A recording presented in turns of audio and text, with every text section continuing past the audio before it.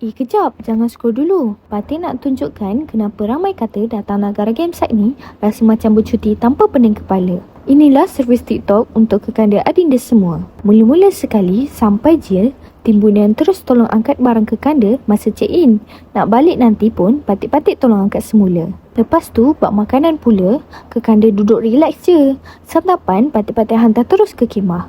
Atau kalau nak suasana lain, boleh santap di kafe tepian kali. Nak barbecue, tak payah susah-susah tiup api. Baris semua tim bunian bantu nyalakan. Esok pagi pula, jom patik-patik temankan morning walk ke air terjun. Segar betul udara dia.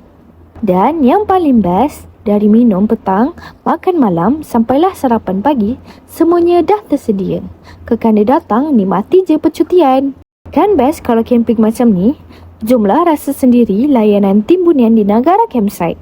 Tapi cepat, slot hujung minggu memang selalu penuh.